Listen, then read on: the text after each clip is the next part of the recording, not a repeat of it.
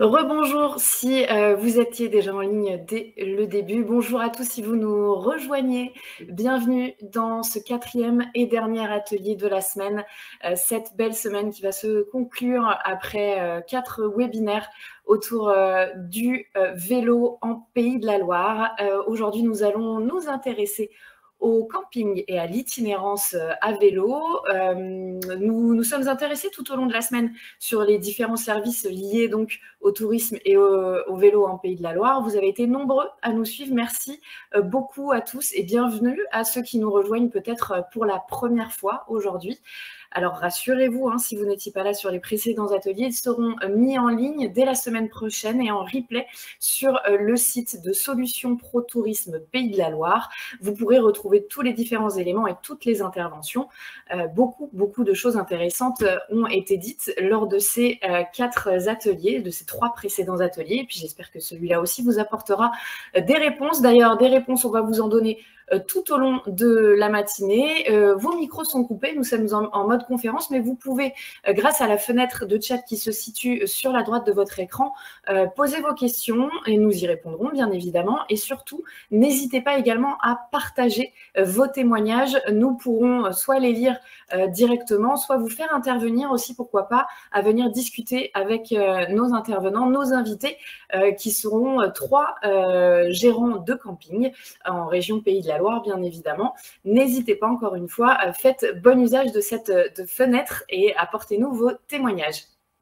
Avant d'ouvrir cette table ronde, donc avec nos 3 invités, nous avons droit à une première présentation pour nous apporter quelques informations sur les touristes à vélo et le camping en Pays de la Loire. Mais avant ça, je vais vous poser une petite question. Nous allons aussi vous solliciter à répondre à un petit quiz pour voir si vous êtes au courant de tout ce qui se passe en région Pays de la Loire. Alors voilà, la question, vous la voyez, elle s'affiche sur votre écran. Combien y a-t-il de campings engagés dans la démarche accueil vélo en Pays de la Loire? Est-ce 112, 125 ou 148? Vous cliquez, vous soumettez votre vote. Nous allons voir très rapidement si vous êtes une majorité à donner la bonne réponse. La réponse, c'est pas moi qui vais vous la donner, mais vous allez pouvoir la découvrir dans la prochaine intervention, une intervention qui va commencer avec donc Stéphanie Chabot, que je vais inviter à rejoindre sur scène. Bonjour Stéphanie, on vous voit à l'écran. Bonjour Anne, bonjour tout Vous le monde. Vous êtes donc chargée de développement tourisme et référente tourisme à vélo chez Solutions Éco. On vous a vu intervenir tout au long de la semaine, là encore, pour nous donner beaucoup de précisions. Et ce matin, vous allez nous apporter des informations sur le tourisme à vélo et le camping en Pays de la Loire. Merci Anne et bonjour à tous. Bienvenue dans ce dernier webinaire de la semaine. Donc oui, je vous propose ce matin de commencer par quelques données dont on dispose sur le tourisme à vélo et les campings. Voilà les premières observations dont on dispose. Alors déjà, on constate par les statistiques que nous transmettent France Vélo Tourisme, le camping est le premier mode d'hébergement recherché par les cyclotouristes. Donc, en volume de recherche sur la plateforme de France Vélo Tourisme, dans les différents critères de recherche, l'hébergement ressort comme le premier mode d'hébergement recherché, avec 87%, et ça représente 87% du volume des recherches. Parmi cette catégorie d'hébergement, le camping est le premier mode qui est recherché, avec 33% du volume des recherches. Et ensuite viennent les chambres d'hôtes et les hôtels. Ce qu'on constate aussi, à partir des études de fréquentation et de retombées économiques qui ont été réalisées pour la Loire à vélo et la Vélodyssée.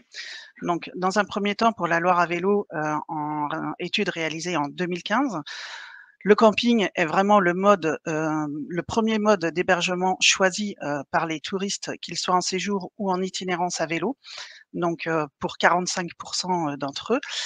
Et l'hôtel vient nettement derrière, et les chambres d'hôtes avec 21% pour la catégorie hôtel et un petit peu moins, à 8% pour la catégorie chambre d'hôtes. Côté Vélodyssée, même chose. On constate que le camping est le premier mode d'hébergement privilégié.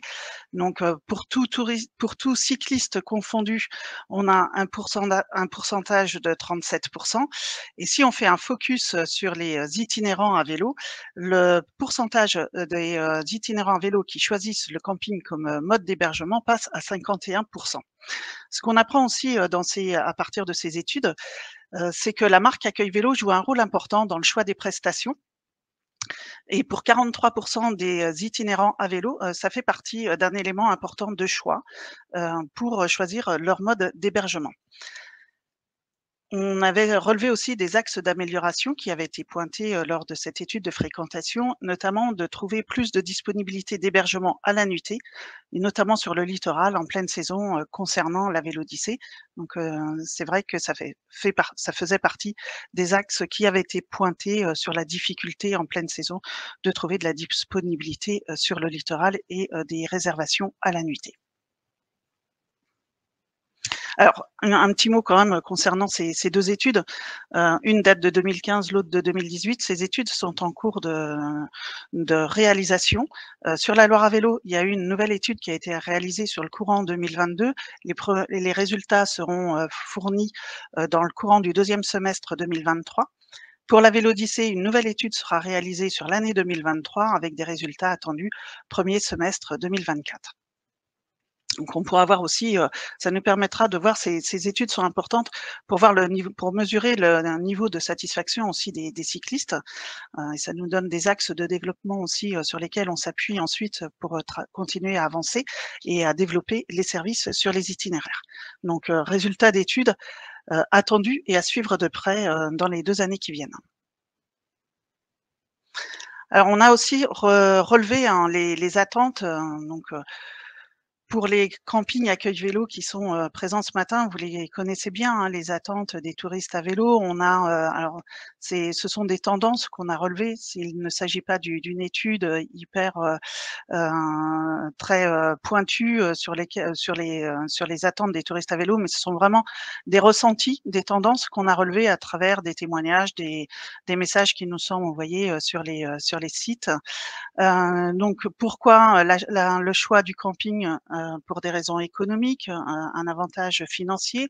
Pour un côté pratique, parce que, voilà, ils sont bien répartis le long de l'itinéraire, facile de les trouver en chemin, et pour le côté liberté, rupture, vivre dehors. Pour les familles, il y a le côté, notamment piscine qui est également très apprécié. A priori, peu de réservations à l'avance, et pas de difficulté pour trouver de la disponibilité. Alors là, à relativiser selon, le lieu et la saison. On a bien vu, hein, que sur, certains secteurs, ça pouvait être quand même, un critère un peu, compliqué, en saison. Donc je continue sur, les attentes, de la part des touristes à vélo.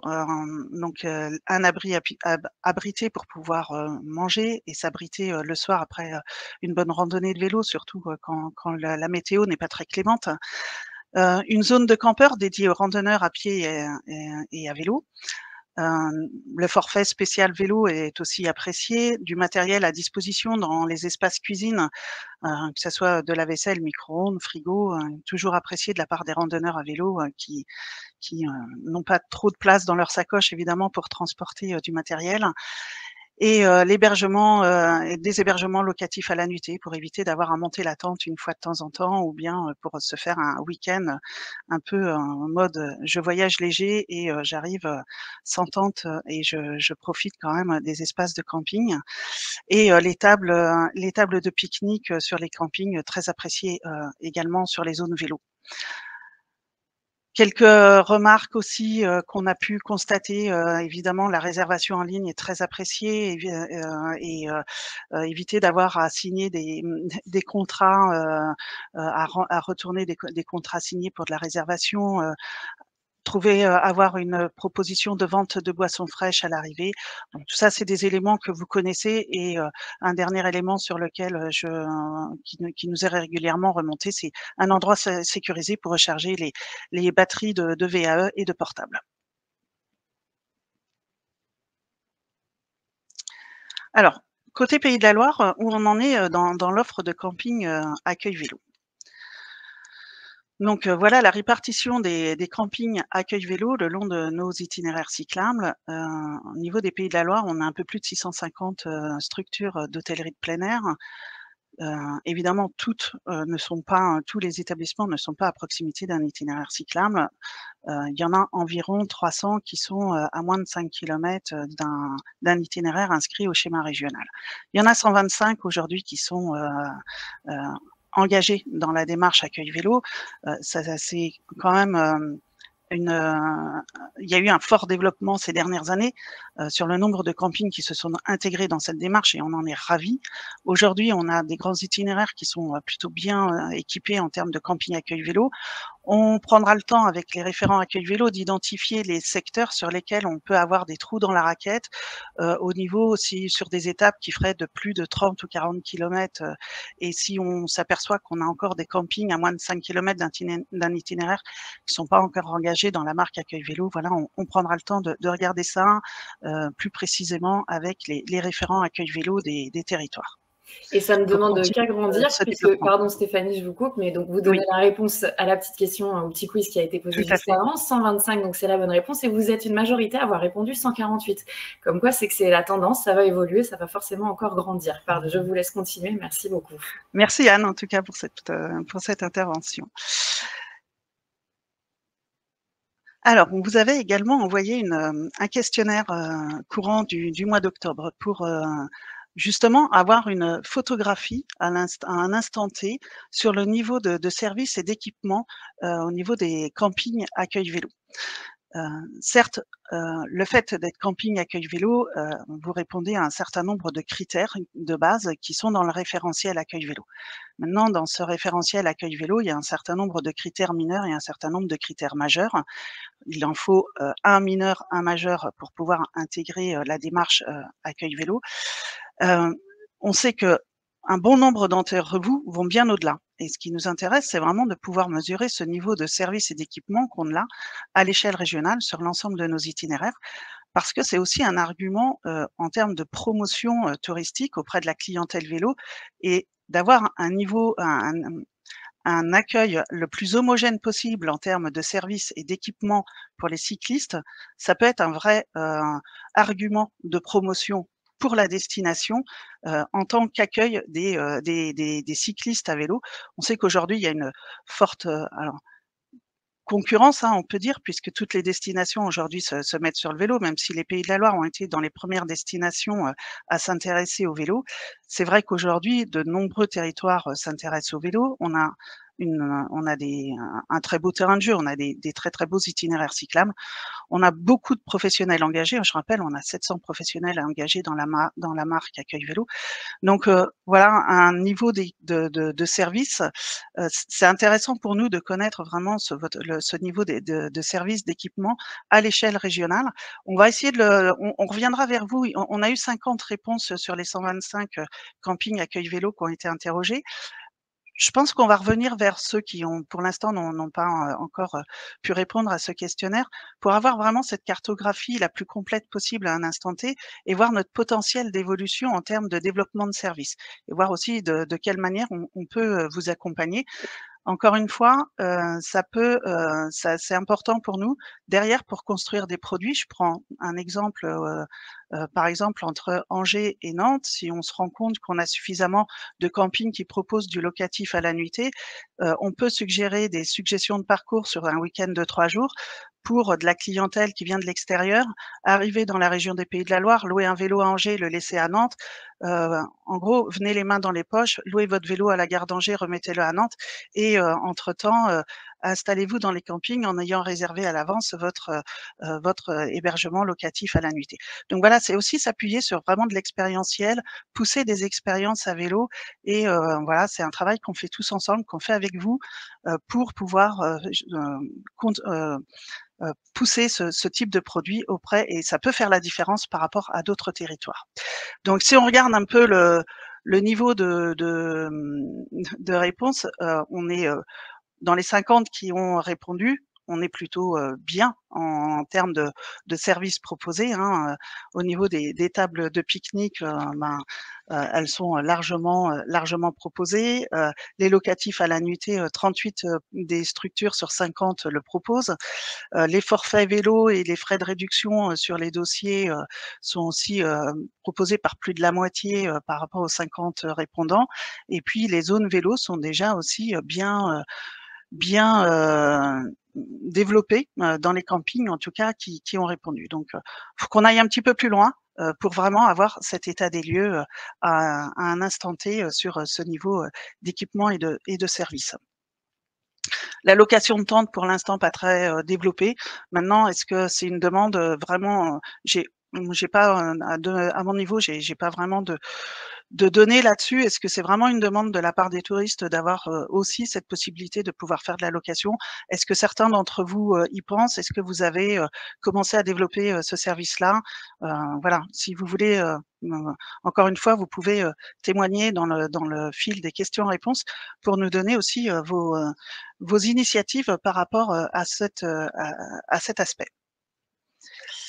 Alors, on parlait de promotion et de valorisation, donc je vous ai juste mis en exemple quelques valorisations de certains services qui sont faits donc notamment sur 2 itinéraires. Donc d'abord sur la Vélodyssée, donc la Vélodyssée qui a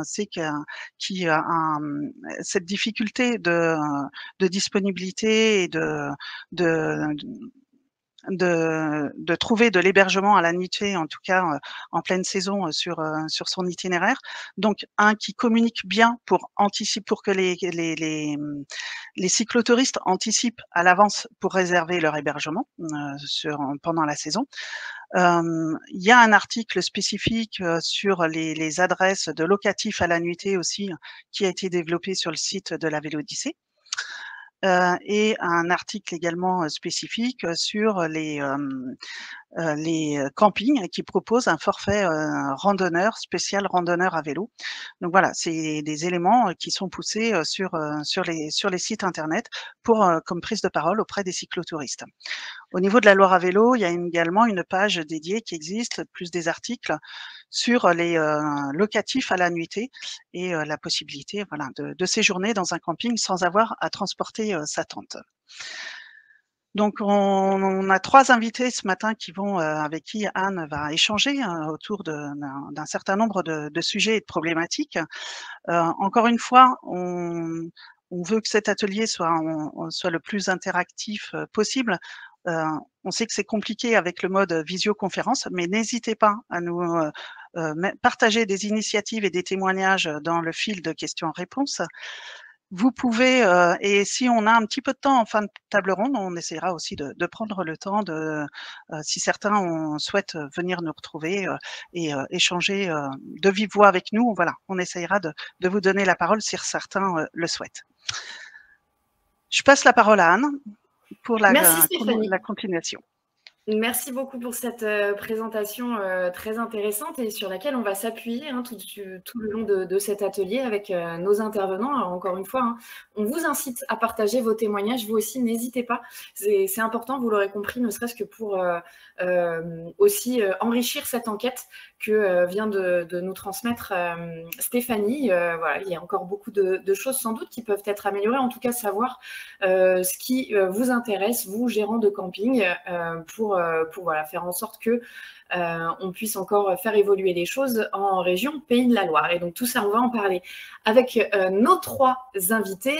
Stéphanie, d'ailleurs, on vous retrouvera en fin d'atelier pour une dernière présentation sur les entreprises régionales développant des offres de services ou produits pour les campings. Voilà, quelques petits outils encore qui pourront vous servir.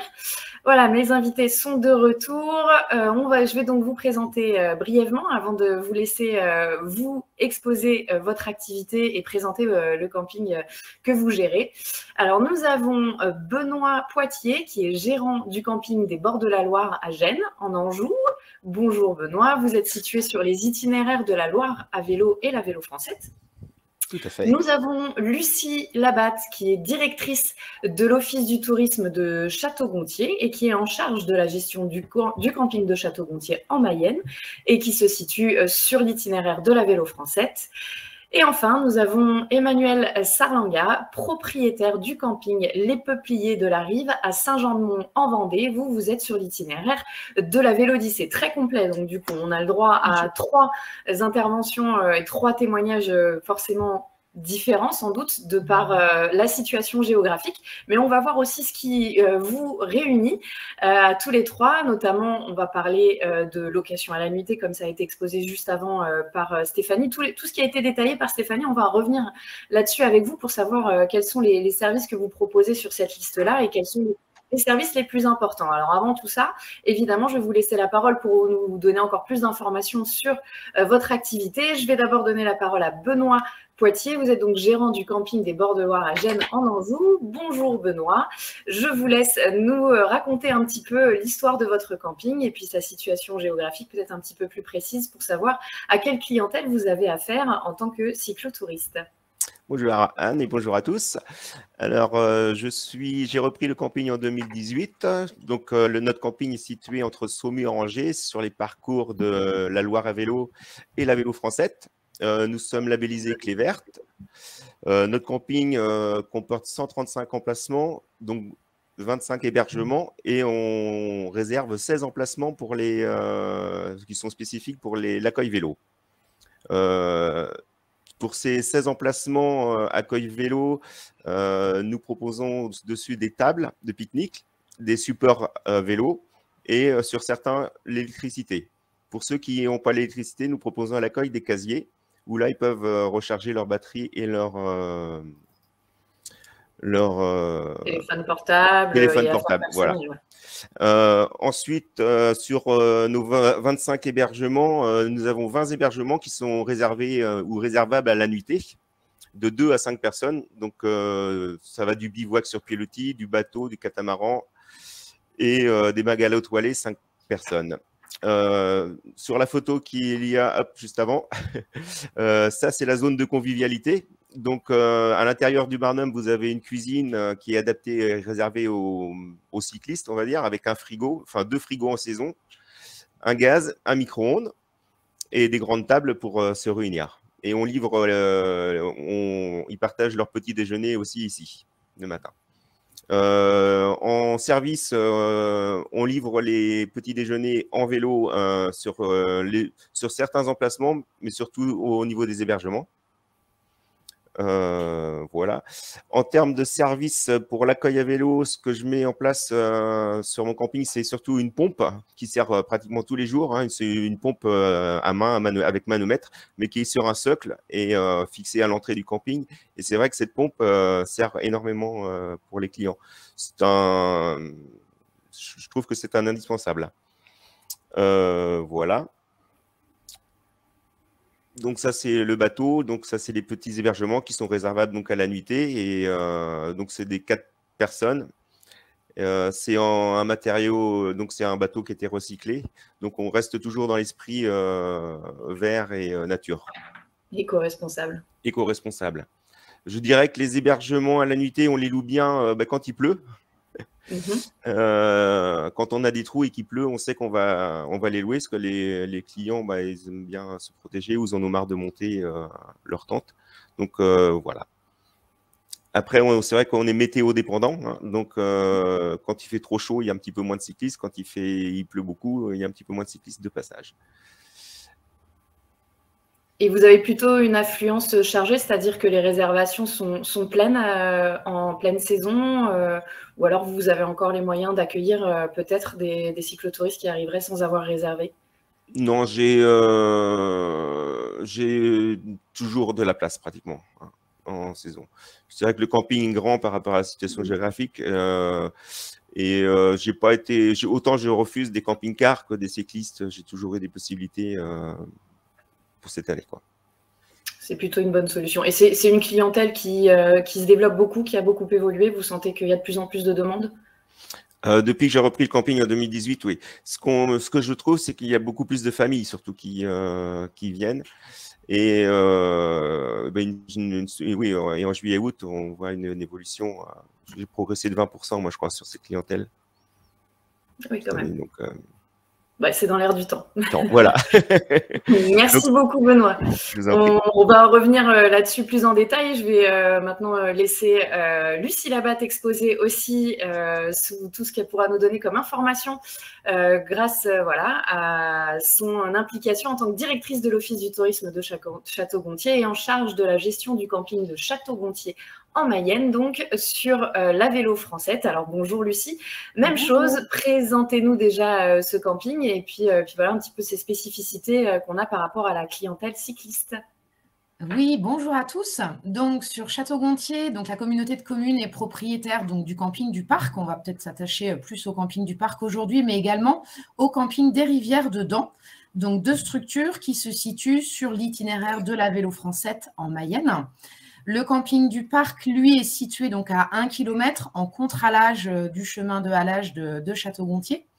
On est sur un site de 2 hectares qui comprend donc 38 emplacements nus, un espace groupe, 12 chalets. Alors, pour l'instant, qu'on ne peut pas louer à la nuitée, mais effectivement, on réfléchit à pouvoir les ouvrir à la nuitée, et 2 tentes de bivouac dédiées pour les cyclotouristes.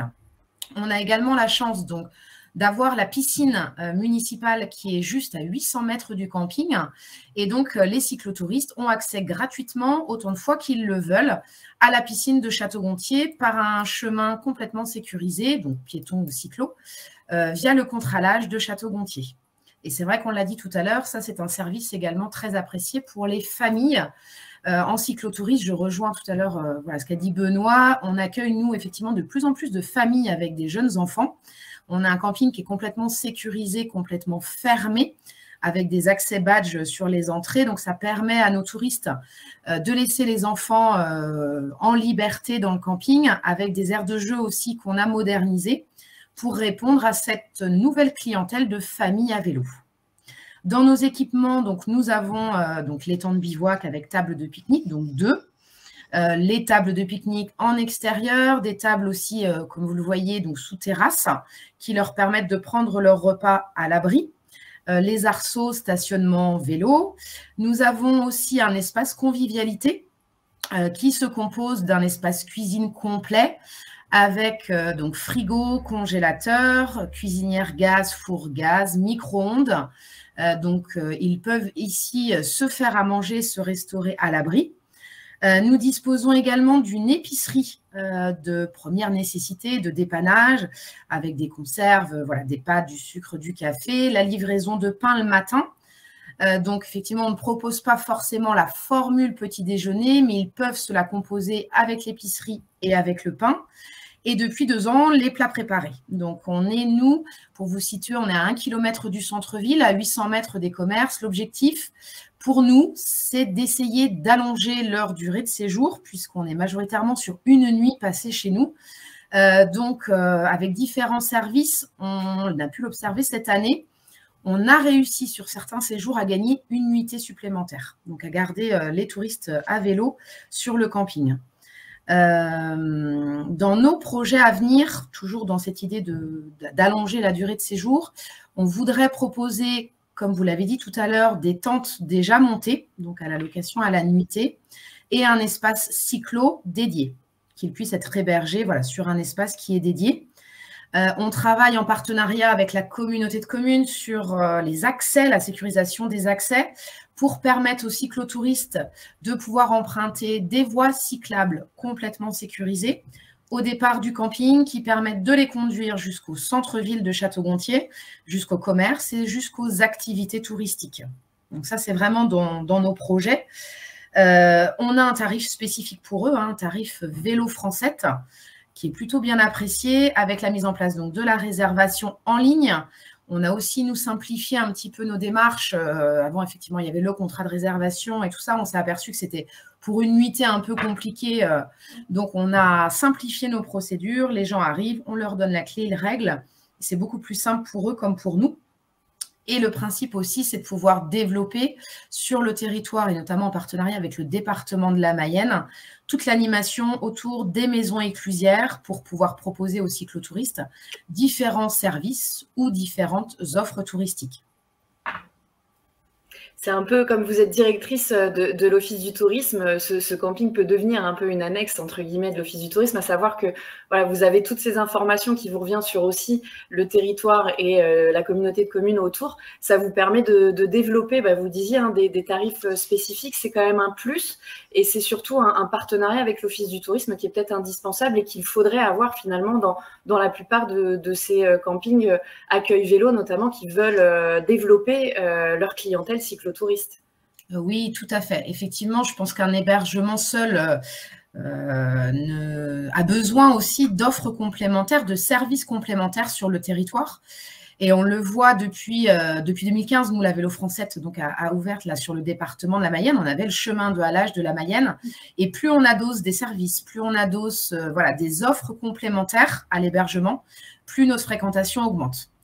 Nous, la clientèle cyclo, c'est 30% en saison de notre clientèle sur le camping du parc. C'est un peu le même pourcentage sur le territoire donc, du Sud Mayenne. Et c'est vrai que c'est une clientèle qu'on veut absolument fidéliser et pour laquelle on veut allonger la durée de séjour. Très bien. Alors, juste petite même question que j'avais posée à Benoît.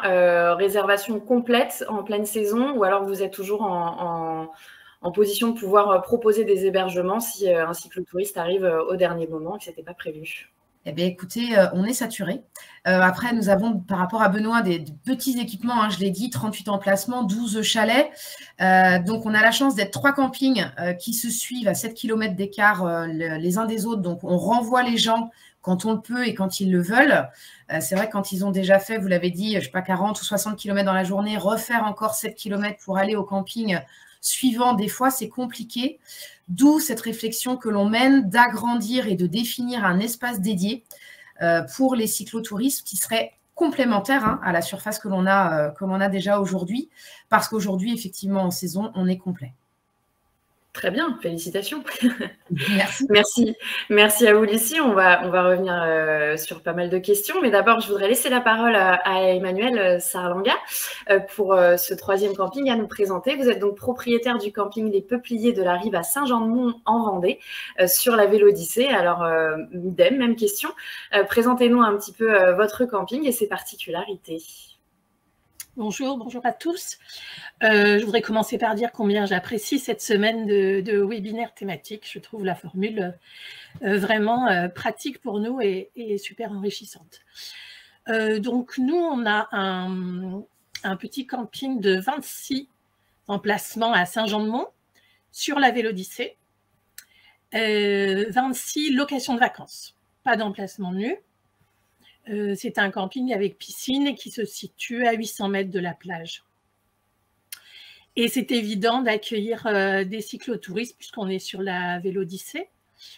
C'est évident, mais en même temps, c'est des locatifs que nous leur proposons et pas d'emplacement nu. Donc, c'est une clientèle un peu particulière qui ne se promène pas avec sa tente et son sac de couchage, mais qui a l'intention de dormir soit à l'hôtel, soit en chambre d'hôte, et pourquoi pas dans une de nos locations de vacances.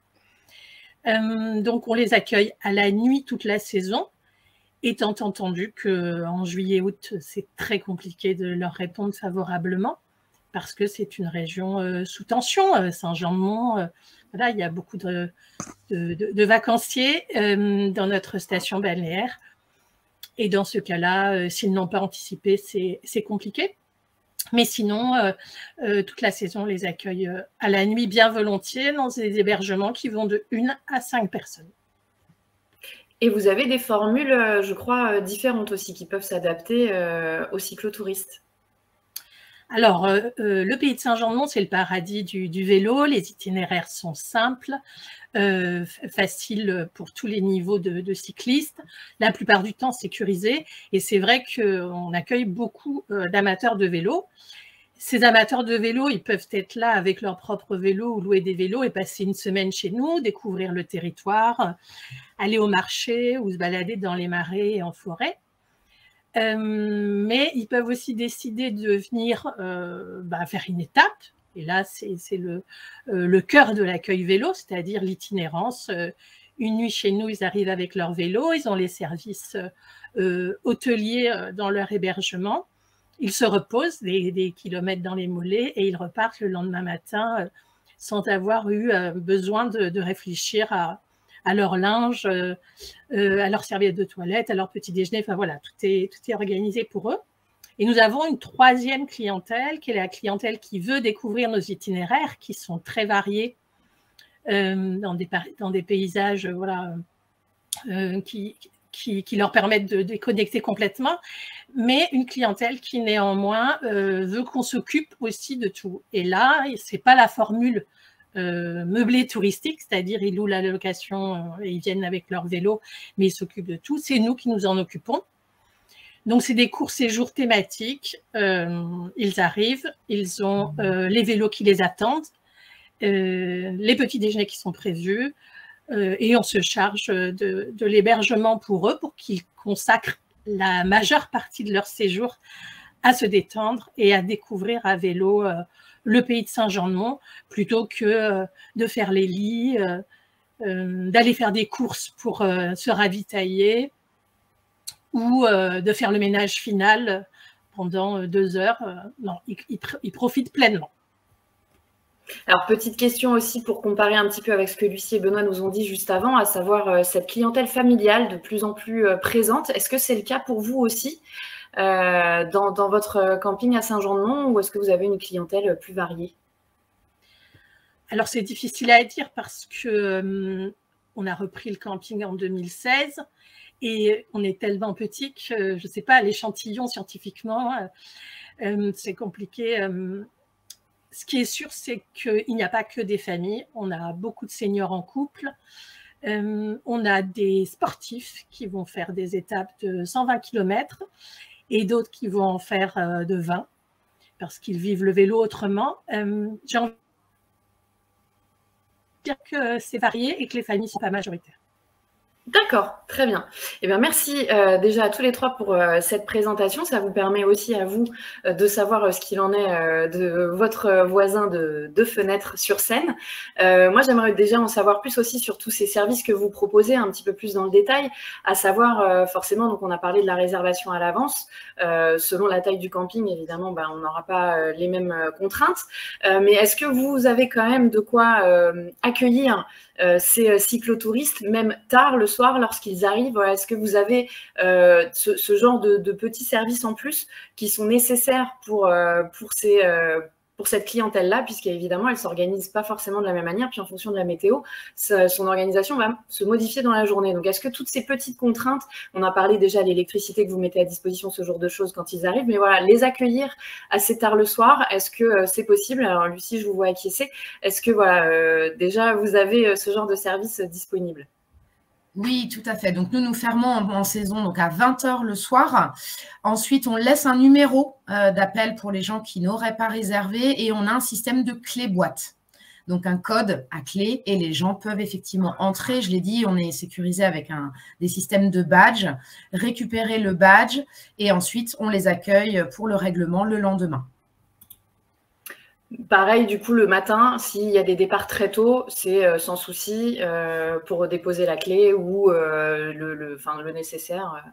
Oh oui, c'est tout à fait possible aussi pour les départs le matin. Et bien, une question pour Benoît, évidemment. Eh bien, nous, pareil, on ferme l'accueil donc à 20h. Et par contre, ils peuvent arriver jusqu'à 22h. Il n'y a pas de souci. En fait, on les reçoit et on peut les installer s'il y a un hébergement de libre. Et aussi, si c'est sur un emplacement, il y aura de la place, en fait. Et puis pour les départs de bonne heure, c'est pareil, on s'organise en général. Des petits déj à partir de 7h30. 7h, 7h30. Ça peut être tard pour un cyclotouriste. Ah ben oui, les premiers partent vers 5-6 heures quand il fait chaud. Voilà, c'est ça, ou ceux qui sont un peu plus sportifs, qui font les longues distances, partent de bonne heure. Donc c'est vrai que ça demande de la souplesse un petit peu pour cette clientèle, mais c'était une clientèle très agréable en fait. Et pour vous, Emmanuel, pareil, pas de souci au niveau de la réception de vos clients cyclotouristes? Alors nous aussi, on s'organise, c'est la base de l'hospitalité et surtout quand on est à vélo et qu'on subit des contraintes, ils n'arrivent pas tard volontairement, c'est parfois qu'ils ont subi des galères et ça nous fait plaisir de pouvoir les accueillir. Surtout que c'est vraiment une clientèle complémentaire de nos autres clientèles avec laquelle il peut y avoir des échanges, qui nous font rêver parce qu'ils font des kilomètres, ils nous racontent ce qu'ils viennent de voir et on leur parle de ce qu'ils vont voir après. Donc oui, on s'adapte parce que c'est normal. Enfin, c'est notre métier, l'accueil. Alors, on parle d'accueil, je voudrais qu'on parle de la marque Accueil Vélo. Qu'est-ce que cette marque vous apporte, au-delà de vous aider justement à vous investir et à proposer les services qu'il faut pour les cyclotouristes? Mais voilà, quels sont les plus pour vous dans le développement de cette activité spécifique aux cyclotouristes? Emmanuel, je vous laisse la parole sur ce sujet-là, cette marque Accueil Vélo. La marque Accueil Vélo, elle nous a permis à l'origine, et d'ailleurs, ce n'était pas nous, c'était les propriétaires précédents, mais de structurer notre action, en fait, de nous apporter les éléments qui étaient attendus par cette clientèle, même si par expérience, on les devinait un peu. Bon, ben voilà, ça nous permet de structurer, de s'organiser pour accueillir au mieux. Et puis, ça nous donne de la visibilité, évidemment, grâce à tous les dispositifs de communication qui sont mis en place autour de cette marque. Et puis, ça vous réunit tous les trois, puisque vous êtes tous les trois marque Accueil Vélo. Vous pouvez échanger, vous appartenez, entre guillemets, à cette communauté-là. Benoît, par exemple, voilà, même question. Cette marque Accueil Vélo, est-ce que vous sentez que ça change quelque chose? Ça rassure aussi peut-être les cyclotouristes? C'est un repère, de toute façon, je pense. Et nous, ça nous oblige, je trouve, ça nous contraint. Si on veut être conforme avec l'Accueil Vélo, faut qu'on apporte des services qui sont adaptés, quoi. Et ça nous met une petite, pas une pression, je veux dire, mais une obligation de qualité vis-à-vis de la réception de cette clientèle, quoi. Comme cette fameuse pompe que vous proposez à l'entrée, voilà, c'est un exemple concret de ce qui vaudrait, en tout cas, sur cette liste de choses à prévoir. Même chose, Lucie, cette marque Accueil Vélo, en tant qu'en plus directrice de l'Office du tourisme, ça doit être d'autant plus important de le mettre en avant. Oui, effectivement, donc sur la partie office de tourisme, je vais recentrer après sur le camping, mais on est nous déjà office de tourisme de Château-Gontier labellisé Accueil Vélo et on accompagne aussi le département dans le déploiement de la marque chez nos autres partenaires touristiques. Donc oui, pour nous, c'est essentiel. Comme l'a dit Emmanuel, ça structure, ça donne un cadre en fait pour nos prestataires et pour nous-mêmes au niveau des deux campings. Et c'est aussi un très, très bel outil de promotion et de valorisation de nos offres. Et c'est de plus en plus reconnu et apprécié par les cyclotouristes qui viennent sur nos territoires. C'est un gage de qualité. Là, on parle beaucoup de choses positives que vous proposez, hein, notamment le coin de vie, les cuisines. Vraiment, on sent que tout est fait pour que, en effet, les cyclotouristes, en arrivant chez vous, ce soit clé en main. Ceux qui veulent vivre plus route le peuvent. Ceux qui veulent du confort à 100% le peuvent. Vous adressez à un large spectre de cette clientèle cyclotouriste. Est-ce qu'aujourd'hui, vous avez des problématiques que vous aimeriez aussi peut-être améliorer, enfin des choses que vous aimeriez améliorer ou des choses qui peuvent encore faire que c'est pas parfait, ou des retours peut-être de ces cyclotouristes, des clients qui vont vous dire c'était parfait, mais peut-être qu'on pourrait améliorer ce genre de choses. Vous en êtes où dans l'évolution? Alors là, je ne sais pas si j'ai un volontaire qui veut prendre la parole en premier, n'hésitez pas, pour savoir un petit peu aussi ce qu'il faudrait améliorer, puisque pour l'instant, on entend beaucoup vos bonnes pratiques, vos exemples de bonnes pratiques qui sont indispensables, mais on aimerait aussi évidemment aller chercher ce qui ne va pas encore pour pouvoir proposer plus de choses à faire et à améliorer. Je pense que, voilà, Lucie, allez-y. Nous concernant, c'est vrai que c'était l'accès au camping et au territoire sécurisé. Ils arrivent effectivement par le chemin de halage de la Mayenne et la Vélo Francette, mais c'était pouvoir, une fois qu'ils sortent de l'itinéraire pour trouver des activités, des services, des commerces, être sécurisés. Donc tout ce plan vélo, je vois que voilà, Pays de Saint-Jean-de-Mont, c'est vrai, je les ai pratiqués, les voies cyclables sont remarquables.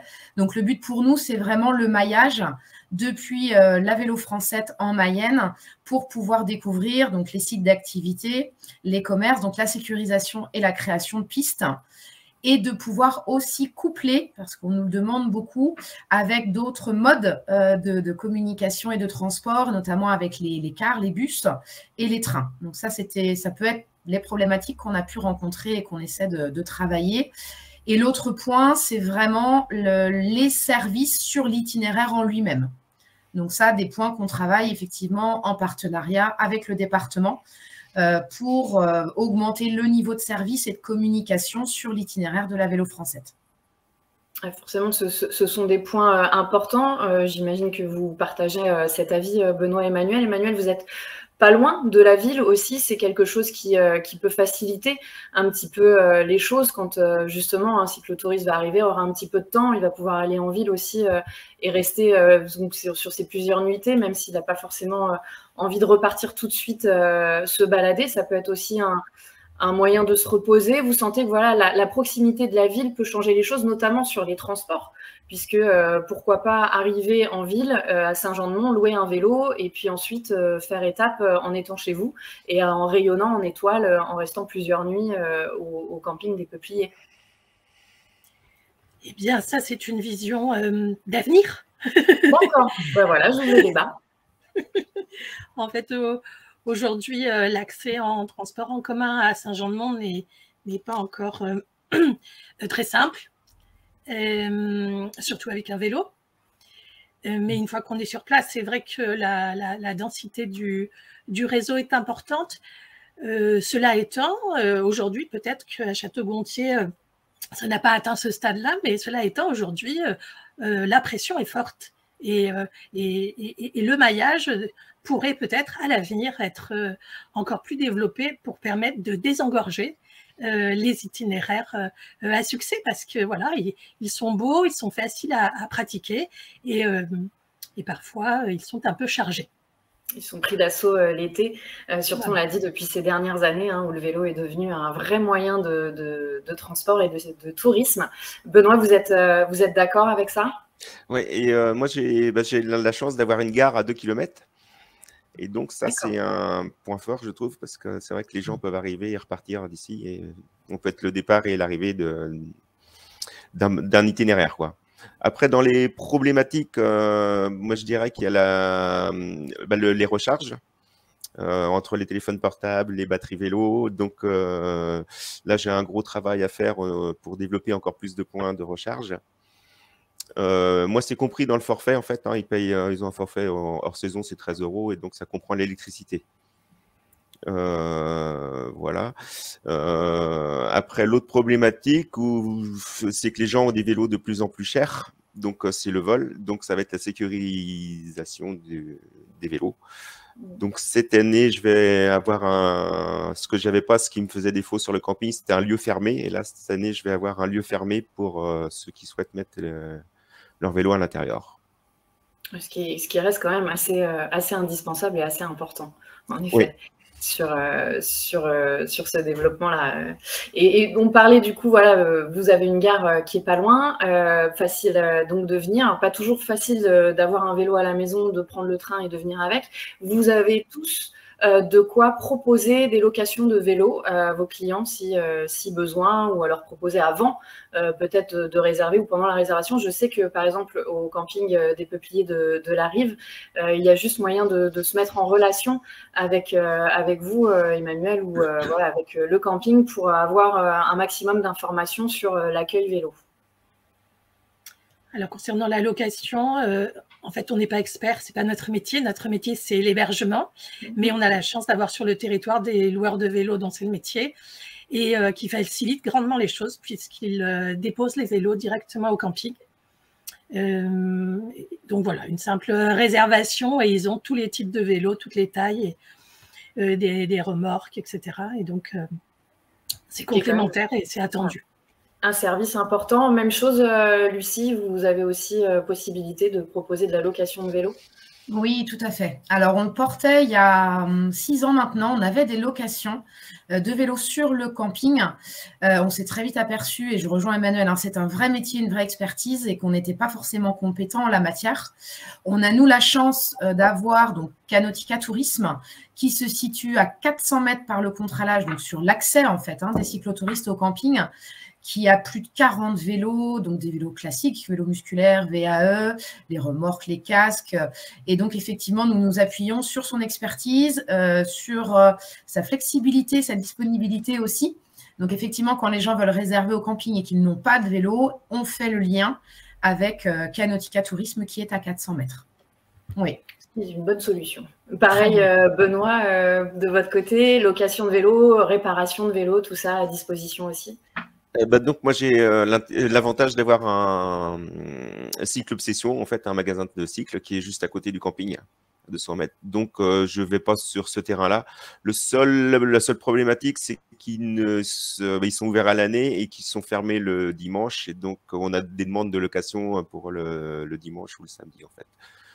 Donc peut-être que je mettrai 2-3 vélos à VAE, avec assistante électrique en location, quoi. Ça sera une piste de développement, quoi.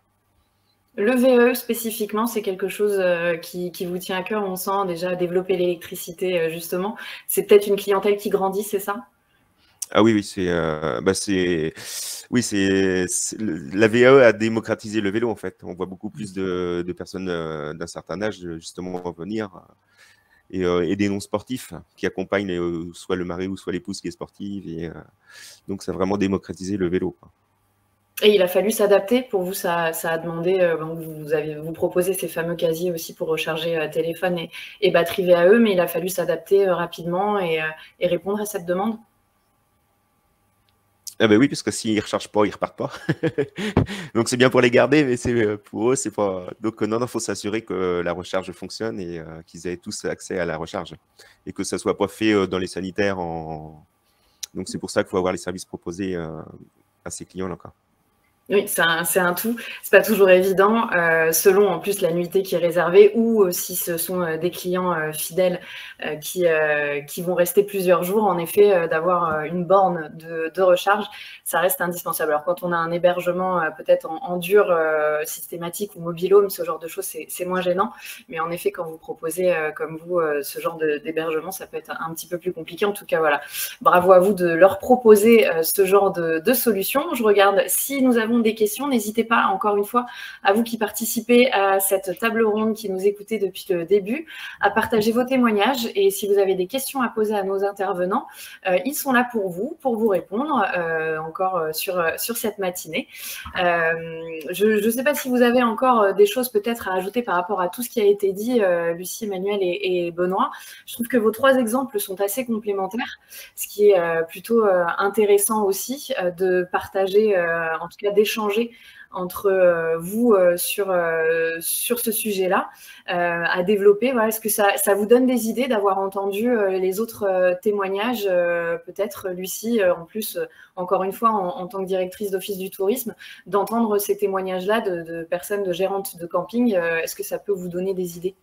Ah oui, bien sûr, je trouve ça vraiment toujours intéressant, le partage d'expérience. Donc nous concernant, nous c'est vraiment, donc on l'a dit, hein, le maillage, j'insiste beaucoup, mais c'est l'accès aussi et la sécurisation sur nos structures et augmenter, je pense, nos hébergements à la nuitée. Ça, je pense que c'est le deuxième axe de travail pour nous, d'avoir vraiment un espace plus grand dédié pour les gens qui ont leur tente, mais également de proposer un hébergement en dur à la nuitée, chose que l'on n'a pas à part les 2 temps de bivouac que nous avons sur le camping. Et il y a une autre chose aussi importante à développer, c'est évidemment la communication. Mais la communication pour cette clientèle sur vos sites web. Alors, vous avez tous des informations très pratiques sur vos sites internet. J'ai pu me balader dessus. Voilà, comment vous avez besoin aussi de développer peut-être ça. Comment vous montrez les différents services. Vous avez des pages dédiées pour les cyclotouristes. Comment ça fonctionne, Benoît, par exemple? Donc, moi, j'ai fait deux fois la formation avec la Camille Tourisme. Donc, oui, j'ai une page dédiée pour l'accueil cyclo sur mon site web, quoi, que j'essaye de réactualiser régulièrement, quoi. Avec la tarification et les différents services? Essentiellement les services. La tarification, après, ils vont en fonction sur le site de réservation en ligne, quoi. Pareil, Emmanuel, vous avez toute une partie dédiée au cyclotourisme sur votre site internet? Dès l'origine, on a créé une page dédiée parce qu'effectivement, c'est une clientèle particulière. Et puis, ça participe au référencement du site. Donc, oui. Ça doit beaucoup cliquer sur ces onglets-là. Pareil, Lucie, aussi, il faut absolument proposer une page dédiée que pour les cyclotouristes. Bien sûr, tout à fait. Et il faut aussi, pour compléter, être connaître les offres accueil vélo autour d'eux. Souvent, les équipes des campings ont ces questions-là. Bah, aujourd'hui, on est chez vous, mais demain, on veut se rendre à tel endroit ou visiter tel site de visite. Donc là, c'est plutôt le travail des offices de tourisme, mais de bien connaître le territoire, de bien connaître les offres proposées sur les différents sites pour pouvoir renseigner au mieux les cyclotouristes sur l'accueil qu'ils auront dans ces différentes structures. C'est quelque chose d'indispensable, vous êtes d'accord avec ça, bien évidemment, Emmanuel et Benoît. La communication aussi avec les services autour de votre camping, la restauration, on n'en a pas parlé, mais vous proposez tous de la restauration adaptée pour les cyclotouristes, mais si besoin, en tout cas, de pouvoir les renvoyer quelque part selon leurs envies. Et aussi, pourquoi pas, en effet, s'il n'y a plus de place dans vos campings, vous êtes toujours en relation avec d'autres établissements, Emmanuel ?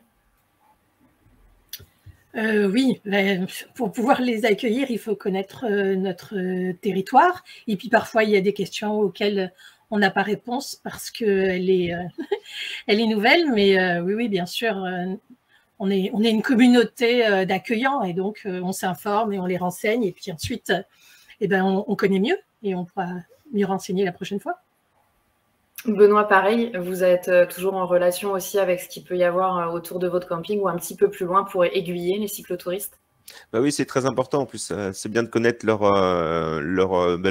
projet de la journée et des conseiller sur le camping où ils vont pouvoir aller. Le camping sera le plus adapté à leur demande ou à leur trajet, quoi. Et ça, ils apprécient parce qu'ils n'ont pas besoin de recherche à faire. En plus, ils y vont de notre part. Et donc, c'est vrai qu'avec les collègues, on s'envoie régulièrement des clients. On connaît un peu le principe.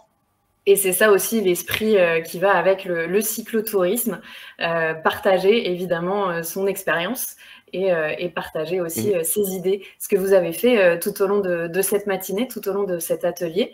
Merci beaucoup à tous les trois d'avoir partagé vos expériences. Merci pour ces témoignages.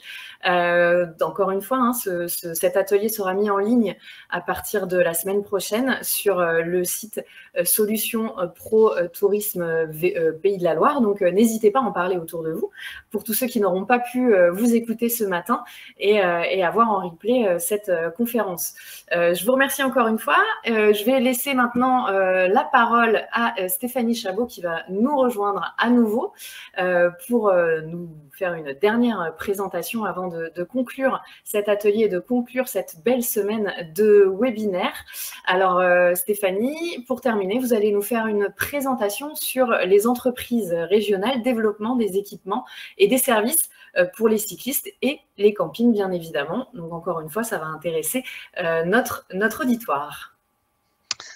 Alors oui, quelques informations complémentaires concernant les campings. On a réalisé là depuis quelques années un catalogue des entreprises ligériennes qui proposent qui développent des produits autour des services et des équipements pour le vélo.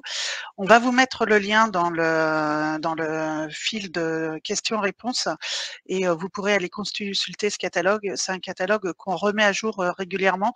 Donc, si jamais vous connaissez aussi des prestataires des Pays de la Loire, d'autres entreprises des Pays de la Loire qui proposent des services et qui ne seraient pas dans ce catalogue, vous pouvez aussi nous les faire remonter. C'est un catalogue qu'on remet à jour régulièrement. Donc, vous allez y trouver les locatifs à l'annuité légers, par exemple. Je pense entre autres à Hello Cabane, mais il y a aussi quelques autres entreprises. Vous allez y trouver des appuis vélos, des abris vélos, donc tout un tas d'équipements et qui sont produits en Pays de la Loire. Donc, on avait fait pitcher certaines de ces entreprises il y a 2 ans lors de nos rencontres vélo. On en a fait un catalogue. Donc, et encore une fois, si vous avez des choses à compléter dans ce catalogue, on est preneur des informations, on le mettra à jour. Autre information que je voulais vous partager. Alors, on parlait de promotion et de l'importance de préciser les services accueil vélo sur les sites internet des campings.